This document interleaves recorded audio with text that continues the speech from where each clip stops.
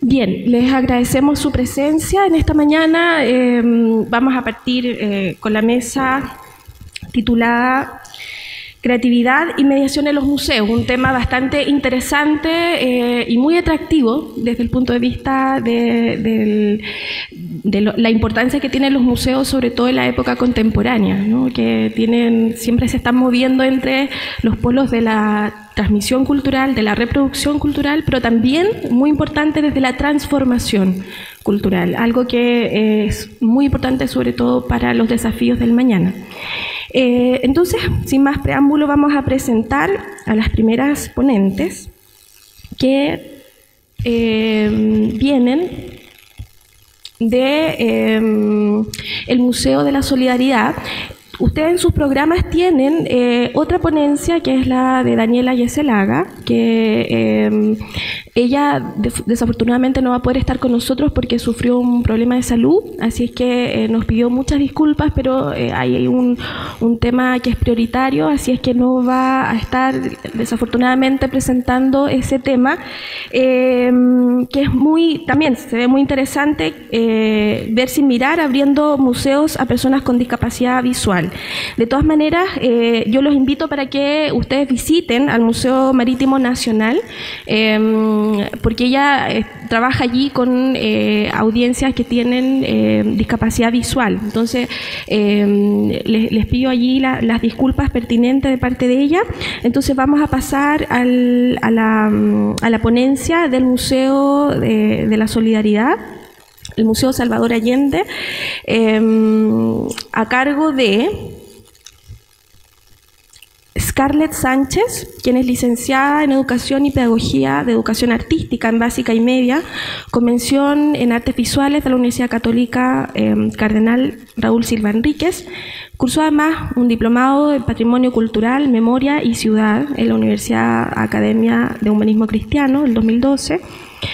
Y desde el año 2012 se desempeña como mediadora en el área públicos del Museo de la Solidaridad Salvador Allende. También nos acompaña en esta mañana Alma Molina Carvajal, licenciada en Arte, con mención en Teoría e Historia del Arte, en la Universidad de Chile. Cursó también el taller Interacciones de Calidad, la experiencia educativa del museo, dictada por la Fundación ILAM 2012. Desde el año 2006 ha trabajado en el desarrollo de proyectos de educación artística para espacios no formales. Actualmente se desempeña como encargada y mediadora del área de públicos del Museo de la Solidaridad Salvador Allende. Catalina Fernández Veloso también nos acompaña en esta mañana, licenciada en Artes Visuales, mención Artes Visuales, título profesional de escultora en la Universidad de Chile, título de profesora en Ciencia Media con mención en Artes Visuales y grado de licenciada en Educación de la Universidad de Chile. Desde el año 2009 ha trabajado en proyectos de educación artística, tanto para aula como espacios de educación no formal. Actualmente se desempeña como mediadora en el área de públicos del Museo de la Solidaridad Salvador Allende. Entonces, la temática que nos presentan ahora es actividades en el Museo de la Solidaridad Salvador Allende, vivenciar e interpretar nuestro patrimonio. Los dejo entonces con Alma Molina. Buenos días. Bueno, como dijo Jocelyn, esta ponencia es en torno a estas actividades que hemos desarrollado muy recientemente y el objetivo es mostrar las metodologías de mediación que hemos ido desarrollando, cuya base está en la experiencia, en la reflexión crítica y en el diálogo. Y además hechas, digamos, especialmente para el contexto específico del Museo de la Solidaridad Salvador Allende. Esto es un proceso reciente que voy a partir resumiendo. Ya tenemos poquito tiempo, así que lo voy a hacer aún más corto. Primero, ¿no es cierto?, presentarles brevemente el Museo de la Solidaridad Salvador Allende, que es muy poco conocido, a pesar de tener una de las colecciones de arte moderno y contemporáneo más importantes de Latinoamérica y sin duda de Chile. Tiene una historia muy compleja y entrecortada y eso hace en buena parte también que sea poco conocido. Hay un súper resumen de esta historia Pero bueno, nosotros aparecemos al final de este periodo, ya el periodo 2006, cuando el museo se cambia a la casona de Avenida República 475, donde lo pueden visitar. Y empieza un proceso nuevo que tiene más que ver con empezar precisamente a difundir el patrimonio de esta maravillosa colección. Nosotros, como área público, se establece por primera vez en el año 2012. Anterior a eso existían propuestas educativas, sin embargo no de forma sistemática. Eran proyectos puntuales, incluso muchas veces hechos por entidades externas al museo y que no tenían una permanencia en el tiempo. A partir, digamos, de esta creación de esta área ya se pretende, ¿no es cierto?, armar algo a largo plazo dentro de un proyecto institucional. Cuando partimos el año 2012, el área público tenía como objetivo la creación, ¿no es cierto?, de audiencias, que es como un objetivo bastante general y transversal a la mayoría, diría yo, de las áreas educativas o áreas de público en los museos de Chile.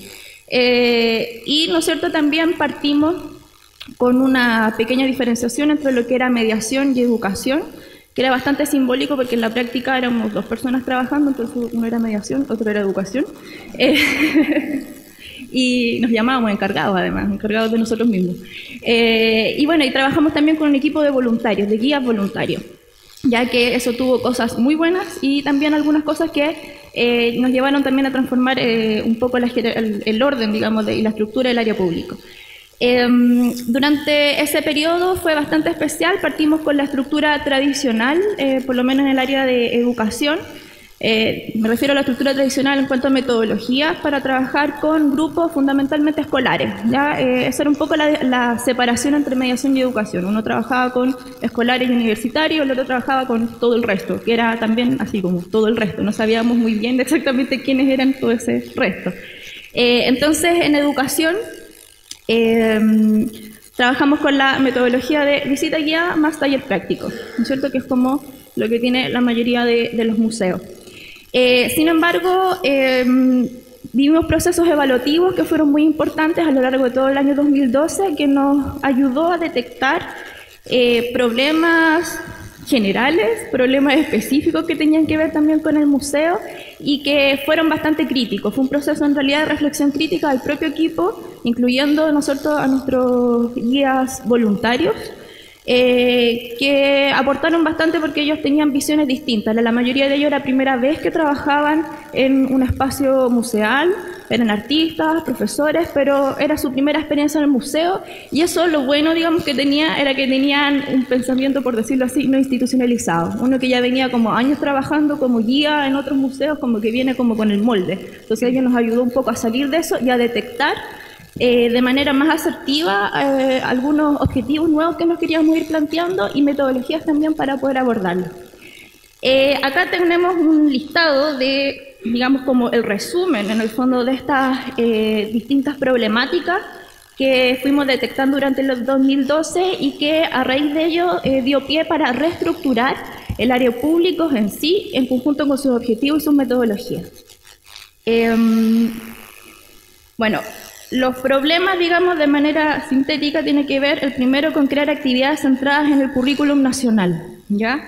Esto puede ser un poco polémico porque, de hecho, nosotros nos fuimos dando cuenta que tratar de vincular los contenidos propios del museo, que son bastante especiales, con el currículum nacional, sobre todo con el tema de artes visuales y historia, era muy forzoso. Ya era un cruce que nos costaba hacer un poco y sentíamos que no estábamos contribuyendo ni al proceso de los profesores, ni tampoco estábamos contribuyendo a nuestra propia labor como espacio no formal.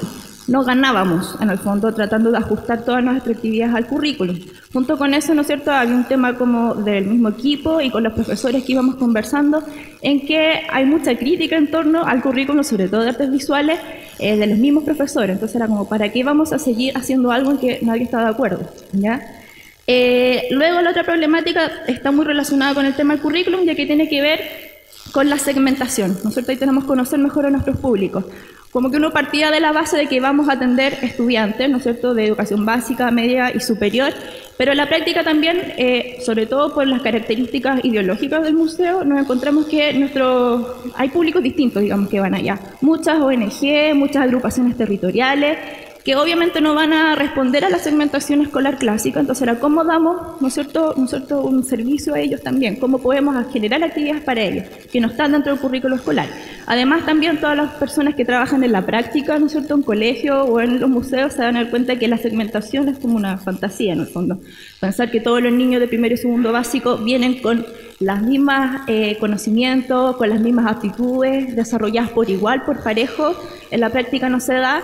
Y bueno, tenemos también todo el tema de las necesidades especiales, las necesidades educativas especiales. Muchos colegios ahora que son integrados, entonces bueno, ¿qué hacemos ahora? Tenemos una actividad para quinto básico, pero tenemos niños que tienen distintos niveles, distintas capacidades y distintas actitudes. Todo esto además, ¿no es cierto?, da con las metodologías de trabajo no apropiadas a los objetivos ni a las características propias del museo. Este punto tiene que ver precisamente con las prácticas de mediación. Durante el 2012, poco a poco, tratamos de empezar a incluir metodologías que trataban de salirse como de esta idea de la visita guiada tradicional, en que uno habla y cuenta la historia, bla, bla, bla, sino que ser un poco más participativo. Empezamos a estudiar un poco más qué es exactamente ser mediador, empezar a entender otras teorías también, y ahí nos dimos cuenta que en el fondo la estructura misma de la visita guiada nos quedaba corta. Si queríamos hacer mediación de verdad, la visita guiada como estructura no nos servía. Ya, más allá que uno diga la pregunta, ¿ustedes qué piensan, niños, de este cuadro? Si uno sigue adelante y los niños atrás y uno está hablando como loro finalmente, no estamos haciendo mediación, ¿ya? Los otros son temas, son problemáticas que todavía tenemos y que son persistentes y que hemos ido de a poquito tratando de adaptarlo. Uno es el tiempo, ¿no es cierto? Normalmente los colegios, los cursos tienen un tiempo bastante limitado para visitar los museos, 45 minutos, 60 minutos, y con suerte pueden salir una vez al año, entonces tienen que visitar el museo específico, es como bien complejo eso.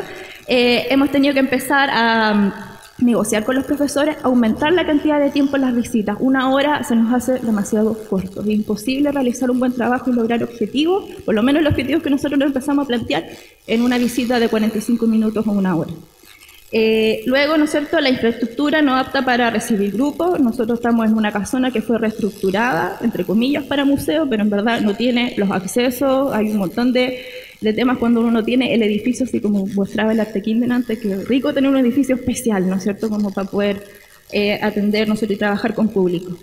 La museografía, otro gran tema, ¿no es cierto?, de qué manera el museo en sí se hace cargo de su labor educativa y la expresa a través de la museografía, también un tema que tenemos pendiente. Y finalmente, bueno, la estructura de trabajo jerárquica, ya que también va a dar cuenta de nuestra nueva organización. Eso en la práctica tiene que ver con esta división entre el ser humano que piensa las actividades, que es como el teórico de la educación, y la gente que ejecuta la actividad.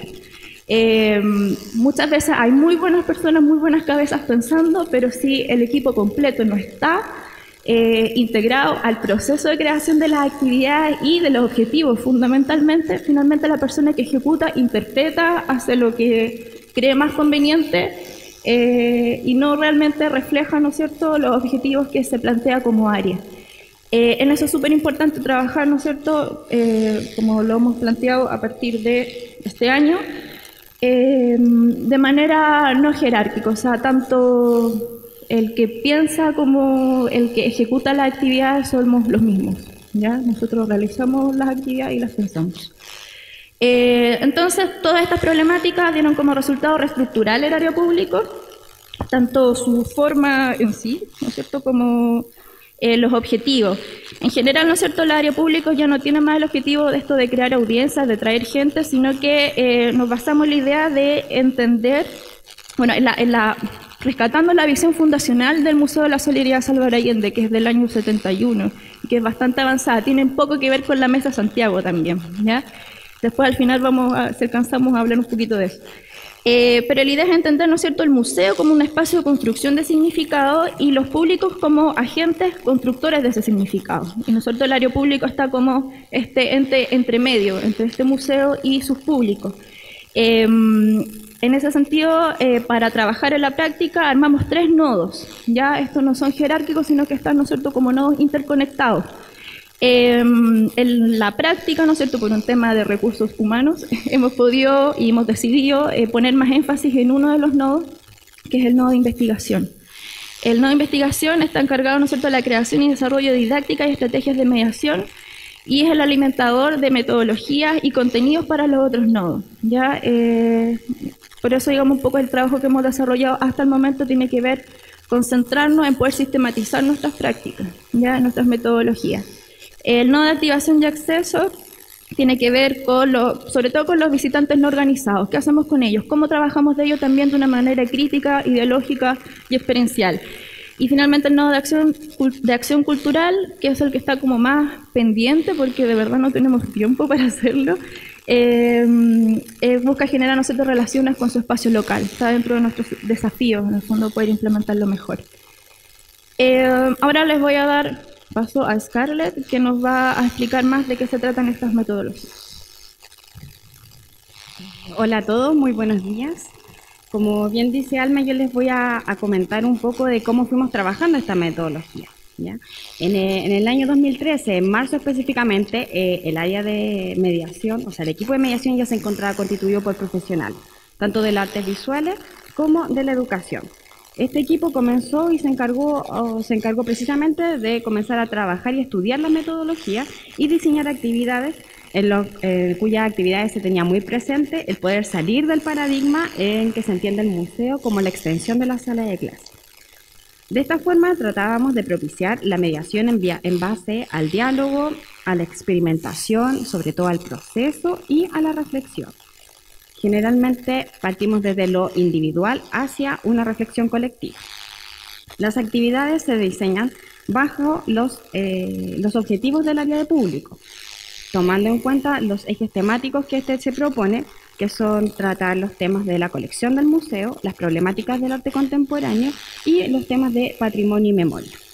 Con bases en esta experiencia de trabajo, de estudiar estas metodologías y trabajar en las actividades, es que logramos desarrollar actividades para grupos organizados, las cuales se encuentran acá mencionadas, que son los recorridos conversados, las actividades de exploración y los talleres de experimentación. ¿Ya? Los recorridos conversados son ejercicios estructurados en base a preguntas y desafíos que propician la reflexión personal y el diálogo colectivo. Son para personas mayores de 14 años, las cuales se abordan a través del modelo contextual de aprendizaje, el programa Abriendo Puertas al Arte y las didácticas de los sociogramas utilizadas por el proyecto Transductor. Este recorrido conversado tiene una metodología la cual se trabaja vía momentos. El primer momento es la introducción, cuyo objetivo de esta parte es recibir y dar la bienvenida a los participantes, entregar la información básica para contextualizar el museo y la actividad. El segundo momento es el ejercicio de preparación, en donde el objetivo es generar un clima de relajación y activación que permita a los participantes vivenciar los ejes temáticos centrales que se trabajan en la actividad. Un tercer momento es el momento del desarrollo, en donde el objetivo es generar una experiencia personal en el que se apliquen herramientas de análisis visual y estético. El cuarto momento es la construcción de un relato interpretativo, en donde el objetivo es generar una experiencia colectiva de interpretación en base al diálogo y las reflexiones personales de los participantes. El último momento, y uno de los más importantes de nuestro trabajo, es el cierre y la reflexión final, en donde el objetivo es generar una instancia de diálogo y reflexión crítica en torno a los temas planteados durante el proceso de la actividad. Nuestra segunda metodología de trabajo son las actividades de exploración, las cuales son experiencias lúdicas que invitan a abordar desde distintas perspectivas los ejes temáticos del museo, poniendo énfasis en la construcción de relaciones entretenidas y significativas. Esta metodología de trabajo se basa en las teorías de las inteligencias múltiples y la teoría del juego del modelo cuadra quinta. También se divide en momentos. El primero también es una introducción, en donde el objetivo es dar la bienvenida a los participantes, contextualizar el museo y la temática trabajar dentro del marco de una historia que le da sentido y en el cual se desarrollará el juego. Un segundo momento es el desarrollo del juego, en donde el objetivo es generar una experiencia que incentive el descubrimiento de las obras y el museo mediante el uso de los sentidos y el trabajo en equipo. El último momento de esta actividad es también de reflexión y cierre, en donde el objetivo es cerrar el juego y significar las experiencias vividas durante el desarrollo de esta actividad. La tercera metodología de trabajo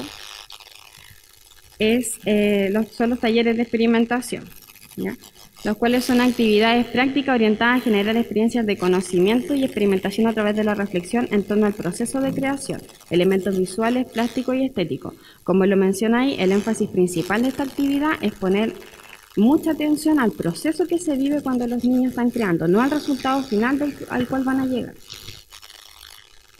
El primer momento es recibir y dar la bienvenida a los participantes, entregando la información básica para contextualizar el museo y la actividad.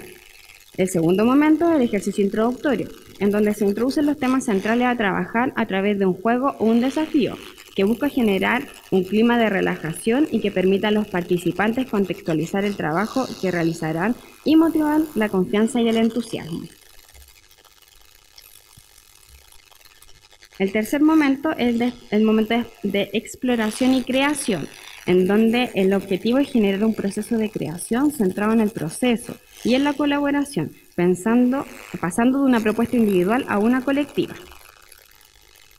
Y el último momento, también de reflexión y cierre, tiene como objetivo reflexionar en torno a la experiencia de la creación individual y colectiva en torno a los temas y contenidos presentes en los trabajos.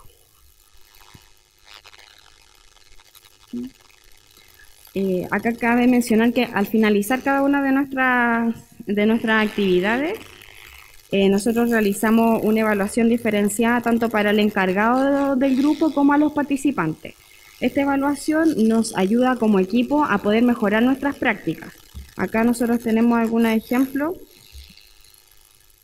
Es una evaluación que se puede realizar en pocos minutos, es breve, no les demora a los niños ni a las personas adultas, no las tenemos un largo tiempo tratando de responder una prueba, sino que es una encuesta súper rápida y que a nosotros de verdad ha sido súper beneficiosa para poder mejorar todas nuestras prácticas.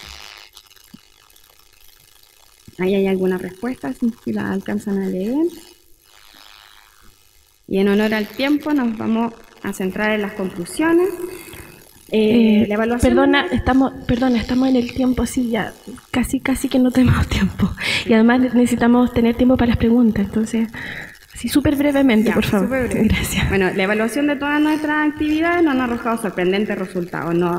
Todos los visitantes que van a nuestro museo generalmente vuelven, lo que tiene relación a una valoración de la experiencia por parte de estos participantes. Ya tenemos un público fidelizado, tanto en colegios como en organizaciones que nos han visitado más de una vez este año. Es necesaria la unión de voluntades de los equipos de trabajo de los espacios no formales en torno a un objetivo común respecto al rol educativo de esto. Esto es un tema súper importante y que a nosotros nos favorece harto que todo nuestro equipo nos apoya para poder desarrollar todas estas nuevas iniciativas. Y necesariamente no se requieren grandes recursos económicos, sino más bien la motivación por realizar un trabajo real de mediación. Nosotros acá podemos mostrarles con lo que trabajamos con los niños y con las personas que nos visitan. Nosotros les decimos que es nuestra tecnología, que son unas tablets, que es un trozo de madera, lo cual nosotros le integramos las preguntas del modelo Abriendo Puertas, que las trabajamos en torno a nuestras exposiciones, y en la parte posterior tienen los papeles y un lápiz en los cuales ellos nos ayudan a responder e interpretar la obra desde su punto de vista. Vamos a tener que dejar nuestra presentación hasta acá. Gracias.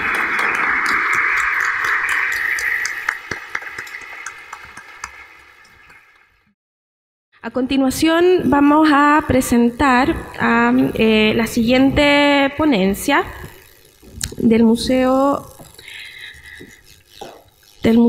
Histórico Nacional. La ponencia se titula Recordando el pasado porque yo estuve ahí y la maleta del recuerdo. Quienes van a presentar esta ponencia son Mauricio Soldavino Rojas, quien es profesor de Educación General Básica del Instituto Profesional Luis Galdames. Es licenciado también en Ciencias de la Educación de la Universidad Central de Chile y actualmente cursa el Diplomado en Patrimonio, Comunidad y Cultural Local de la USACH. Él desde el 2008 pasa a formar parte del Departamento Educativo del Museo Histórico Nacional, lugar donde se desempeña hasta el día de hoy. También forma parte de este equipo Marcela Torres Hidalgo, quien es licenciada en Historia de la Pontificia Universidad Católica de Chile. Ha sido parte o profesora guía también del Museo Histórico Nacional desde 1988 y desde 1990 hasta 1995 fue encargada del Departamento Educativo del Museo. Actualmente se encuentra encargada del Departamento Educativo y es el cargo que ocupa hasta hoy. Y también quien presenta en este momento la ponencia es Fernanda Venegas Agriasola. Ella estudió Pedagogía en Historia y Ciencias Sociales de la Universidad de Santiago de Chile. Ha estado trabajando como profesora durante 2 años en colegios, en liceos municipales, y actualmente trabaja en la agrupación de educación patrimonial, organización voluntaria que creó junto a amigos profesores de historia, realizando diversas iniciativas. Actualmente, Fernanda es parte del Departamento Educativo del Museo Histórico Nacional. Desde julio de este año trabaja también en la Facultad de Educación de la Universidad Católica de Chile, realizando algunos cursos. Entonces, les presentamos la ponencia Recordando el pasado, porque yo estuve ahí, y la maleta del recuerdo. Muchas gracias. Buenos días a todos. El Museo Histórico Nacional es uno de los 3 museos nacionales y especialista en historia de Chile. Bueno, al poseer este carácter de nacional, mantiene un diálogo plural con la comunidad en todas sus expresiones y aspira además a entregar servicios de la más alta calidad. Precisamente desde estas aspiraciones que el Departamento Educativo del Museo elabora el programa Recordando el Pasado, porque yo estuve ahí, y la maleta del recuerdo, con la intención de acercar a los adultos mayores a los servicios educativos que entregamos. Chile está envejeciendo. 2.2 millones de chilenos forman parte de este grupo etario al tener más de 60 años. Estas cifras fueron extraídas desde el censo 2002, no 2012. Bueno, este grupo etario está caracterizado por ser bastante heterogéneo. ¿Por qué? Porque hay un grupo de adultos mayores, que es la mayoría, que son completamente autovalentes. Sin embargo, hay otro grupo que tiene necesidades especiales y son los que se encuentran institucionalizados en algunos hogares de ancianos, supervigilados por el SENAMA, que es el Servicio Nacional del Adulto Mayor. Es por esta razón que nuestro programa fue elaborado precisamente para abordar ambas realidades. Los centros de adulto mayor, dependientes de las municipalidades, y los hogares de ancianos, dependientes de algunas fundaciones, como les comentaba. Como institución patrimonial, nosotros procuramos que los adultos mayores puedan recibir nuestros servicios culturales. Es por esto que si ellos no nos pueden visitar, nosotros los visitamos a ellos. Este programa no tiene como intención que los adultos mayores adquieran nuevos saberes, sino que más bien busca que ellos se sientan identificados con estos elementos, que identifiquen su pasado y también al mismo tiempo ellos se puedan entretener. Bueno, como dice Mauricio, la verdad es que nosotros fijamos nuestra atención en el público adulto mayor, no solamente para hacer la actividad en sí, sino que precisamente porque pensamos que ellos son un público clave. Los adultos mayores de nuestro país son los testigos directos de nuestro pasado reciente, ¿verdad? Estamos hablando de la segunda mitad del siglo XX, y desde ellos podemos, por lo tanto, adquirir muchos conocimientos, ¿verdad?, de primeras fuentes. Por lo tanto, nos tomamos las palabras de Santa Cana, ¿verdad?, que no está por aquí, pero le agradecemos por su blog, que es de acceso, ¿verdad?, para todos, y sube cosas muy buenas, como un artículo en específico que se llama La memoria de la historia, donde él plantea que cada persona es un archivo vivo. Eso quiere decir que cuando un anciano o una anciana muere, no solamente se pierde una vida que es muy valiosa, sino que además estamos perdiendo conocimientos, experiencias, saberes, tradiciones, ¿verdad?, que solamente los posee particularmente esa persona, ¿verdad? Por lo tanto, nosotros nos preocupamos de rescatar estos testimonios e incorporarlos para nuestra actividad, ¿verdad? Bueno, sin embargo, para prepararla nosotros necesitábamos hacer una investigación previa, así que nos fuimos a investigar algunos estudios geriátricos, sobre todo de la Facultad de Medicina de la Universidad Católica. También pudimos tomar algunos estudios donde se trabaja con adultos mayores en algunos museos, y también historia oral, específicamente con adultos mayores.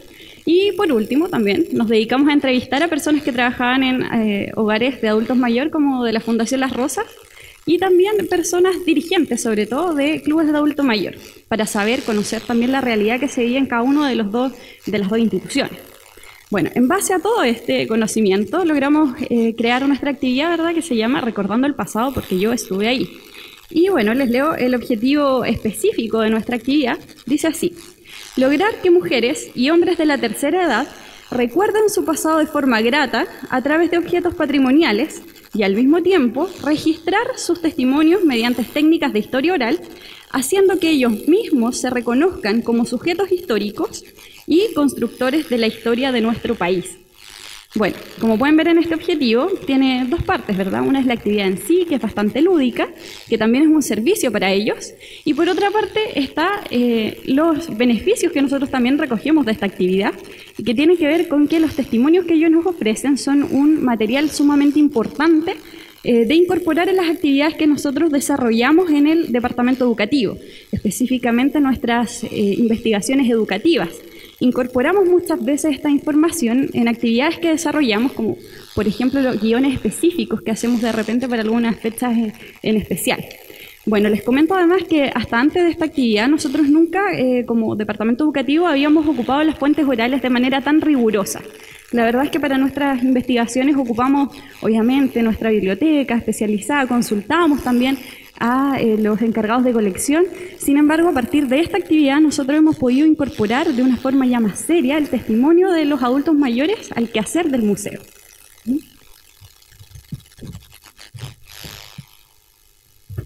Bueno, tal como lo señalábamos, nuestra actividad está enfocada a visitar ambas realidades, ¿cierto? Los centros abiertos de adultos mayores dependientes de la municipalidad y los hogares de ancianos. En total son 5 salidas, les voy a nombrar los centros de adulto mayor y los hogares de ancianos que hemos visitado. De los hogares de ancianos les puedo nombrar el siguiente: María Madre de Dios de la Comuna del Bosque. Les puedo nombrar Hogar Central en la Comuna de Independencia. El Hogar Villa de Ancianos Padre Alberto Hurtado de la Comuna de Pedro Aguirre Cerda. En cuanto a los centros de adultos mayores, Las Amapolas en la Comuna de Renca y la más reciente, la Casa de Adultos Mayores en la Comuna de Recoleta. En las 5 salidas hemos logrado atender a 163 adultos mayores, de los que se destacan 68 hombres y 95 mujeres. La actividad se realiza los días lunes de octubre, aprovechando que se celebra el mes del adulto mayor, que hoy se está iniciando. Bueno, se realiza los días lunes, aprovechando que es el mes del adulto mayor, se contacta al encargado de la unidad y se le envía el programa y los requerimientos. Los requerimientos incluyen, por ejemplo, un amplio salón para realizar la actividad, una gran mesa central, sillas alrededor y algunos espacios para ubicar también las sillas de ruedas y los burritos. En esta gran mesa central ubicamos los objetos patrimoniales de nuestra colección, muchos de ellos originales y también algunos pocos que son réplicas. Y los ordenamos de forma temática: pueblos originarios, objetos de la vida cotidiana, juegos tradicionales. Y luego al centro de esta gran mesa ubicamos la maleta del recuerdo.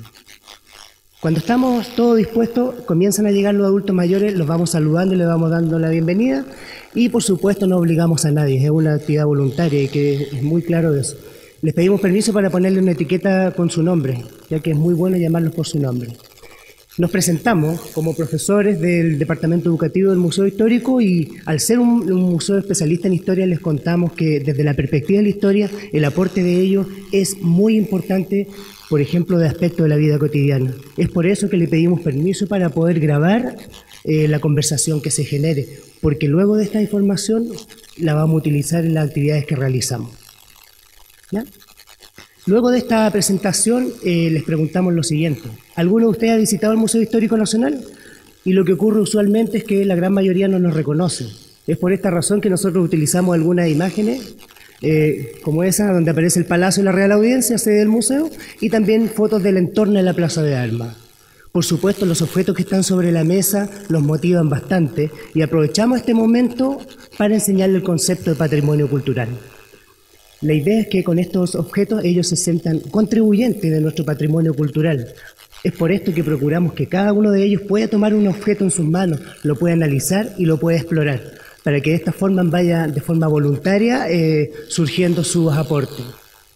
Luego de este primer ejercicio de interpretación inicial, nos abocamos ahora a la maleta del recuerdo.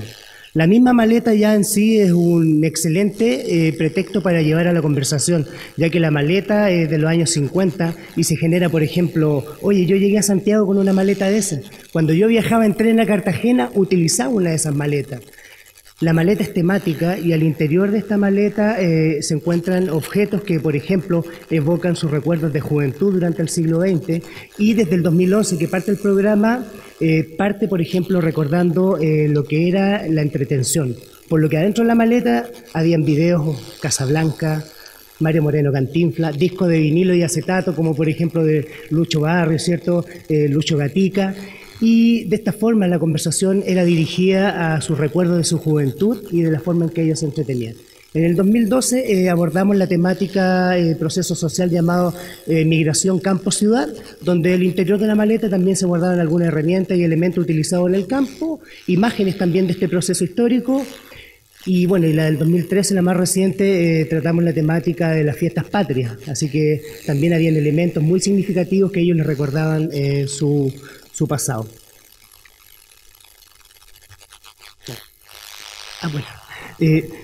Luego de esto, por supuesto, vamos generando esta conversación y la vamos a analizar. De este análisis nosotros traemos información muy importante para las actividades que realizamos luego en los recorridos especiales, como señalaba Fernanda, y en las actividades del Departamento Educativo. Cuando la actividad termina, le agradecemos encarecidamente su participación y el gran aporte que han hecho, no solamente a la historia de Chile, sino que a las futuras generaciones.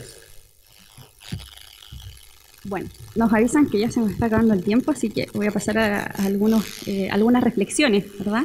Bueno, durante todo el tiempo que hemos desarrollado este programa hemos ido incorporando distintas mejoras, ¿verdad? De hecho, en un principio no éramos tan rigurosos con la recogida de datos y no ocupamos tantas técnicas específicas de historia oral. Hoy en día incorporamos específicamente las entrevistas grupales semiestructuradas y además grabamos con video las sesiones. De tal modo que tenemos ya en nuestro departamento educativo un incipiente archivo oral audiovisual con las grabaciones que adquirimos a raíz de esta experiencia. Esos datos obviamente los transcribimos y hacemos todo el análisis de verificación de la información y también complementarla, ¿verdad? A través de distintas fuentes como es Surdoc, ¿verdad? El Sistema Único de Registro de Museos DIVAM. También obviamente ocupamos nuestra biblioteca especializada, consultamos a algunos encargados de colección y obviamente cuando queda alguna duda volvemos al objeto a hacer un segundo análisis. La información que finalmente obtenemos de todo este estudio la incorporamos, como decía Mauricio, específicamente a los objetos que tenemos en la sala didáctica, la información que tenemos de ellos, sobre todo en los nombres cotidianos que estos objetos reciben y en los distintos modos de uso que tienen. También los incorporamos en materiales didácticos como son los ayuda tarea que generamos como departamento educativo y lo que hemos mencionado bastante, que son los guiones específicos, pero también en las visitas guiadas que realizamos por el siglo XX del museo, los distintos salones. Cuando los utilizamos específicamente en las visitas guiadas, nos preocupamos de que cuando damos un dato de estos, las personas sepan el origen de este dato, ¿verdad? Les explicamos que lo obtuvimos a partir de esta actividad específica y nos hemos dado cuenta que esto causa mucha empatía en nuestros visitantes, porque cuando les contamos esto, inmediatamente ellos nos comparten, ¿verdad?, algunos testimonios de sus mismas familias y que tengan que ver con el tema que estamos viendo, ¿verdad? Y bueno, nosotros aprovechamos ese momento para recalcarles que todos hacemos historia y que ellos mismos como visitantes, todos los que estamos aquí, ¿verdad?, somos sujetos históricos y estamos construyendo lo que va a ser la historia del futuro, ¿verdad?, que van a estudiar seguramente otras personas. Bueno, finalmente les puedo contar que también nosotros como departamento educativo hemos sido sumamente fortalecidos y enriquecidos a través de esta actividad porque nos mantenemos en un ejercicio constante del método histórico. Por lo tanto, esto nos permite poder acercarnos de una manera mucho más concreta y cercana a nuestro público, ¿verdad?, explicándoles de una manera mucho más lúdica también las dimensiones material e inmaterial de nuestro museo y el valor patrimonial que este tiene. Y bueno, finalmente, ahora sí, la verdad es que esta actividad resulta sumamente satisfactoria para quienes la reciben, para nuestros participantes. Nosotros notamos el cambio de actitud que hay de los asistentes, ¿verdad?, cuando ellos se enteran de que nosotros vamos a ocupar sus testimonios, de que en realidad los estamos entrevistando de forma grupal, y ellos se sienten sumamente valorados y también respetados. Por lo tanto, nos entregan sus testimonios de una forma muy segura, con una actitud también muy motivada, ¿verdad? Y bueno, es usual que cuando terminemos nuestras jornadas, se nos acerquen después para ofrecernos objetos en donación al museo. Libros antiguos, cuadernos de sus antiguos, no sé, primas, quizás algunas abuelas también, que ellas mismas tenían y que son tesoros familiares que ellos están dispuestos incluso a compartirnos y nos piden datos de cómo podrían hacer este tipo de donación. Bueno, ahora sí, para concluir, nosotros nos hemos sentido bastante satisfechos con esta actividad que, como les digo, ha ido evolucionando a través del tiempo. Y les queremos mostrar ahora algunas cosas que trajimos, específicamente un video y unas fotos. El video, eso sí, les voy a pedir mucha paciencia y también mucha concentración, porque la verdad es que no tiene la mejor calidad, lamentablemente no es uno de los últimos, así que por favor si pudieran, va a costar un poco escucharlo, pero... ¿Cuántos tipos de objetos? Por acá me caían algunas que reconocían estos objetos, ¿no? Plancha de cañón. Lanza de cañón. Imagínense, aquí está el estado. Nosotros esta plancha le llamamos una plancha más moderna que esta, pero nunca le llamamos plancha de cañón. Eso lo usaban los trajes. Lo podemos ver entonces, efectivamente, que por eso se decía plancha de cañón, ¿verdad? ¿Cuántos de ustedes habrán utilizado esta? Pero utilizaban esto,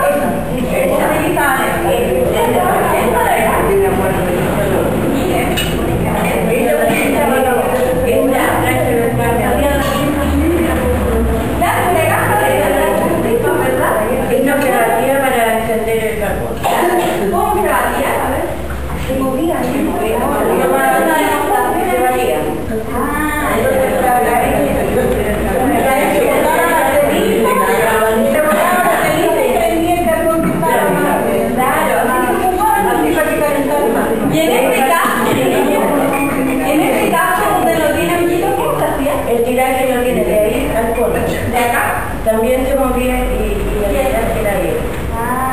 Y esta cosa que tiene ahí se movía para ver la otra.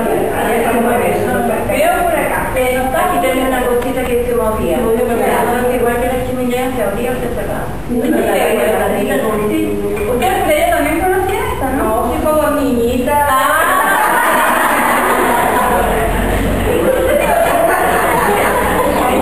La verdad es que no se escuchó mucho, pero estábamos haciendo un ejercicio de cómo se ocupaban las planchas a carbón.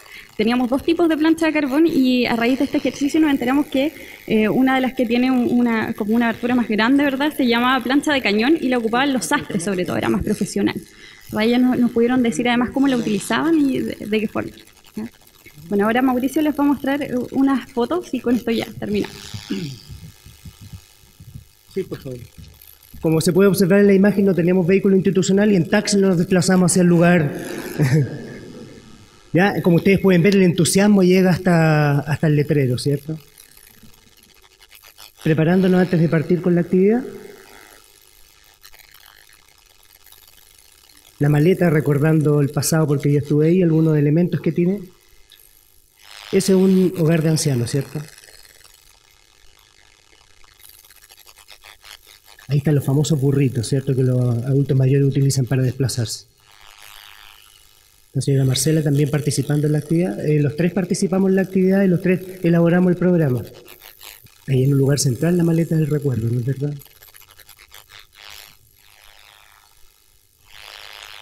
La Fundación Las Rosas, ¿cierto?, que nos acogió.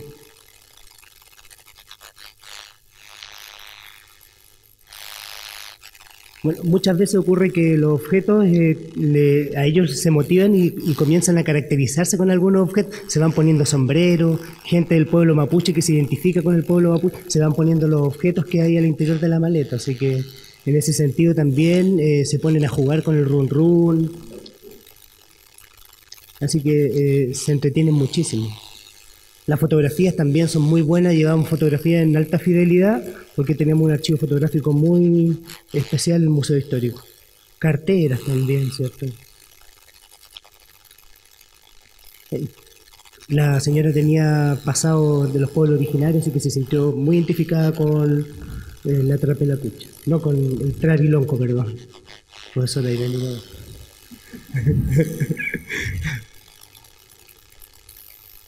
Secadores de tinta, etcétera. Son diversos los objetos que, muchos de ellos originales de nuestra colección y algunos menos que son réplicas.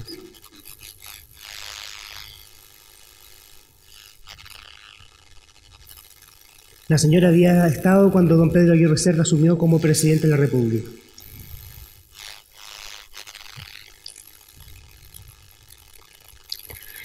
Estamos con el tiempo listo. Gracias. Sí. Le agradecemos mucho.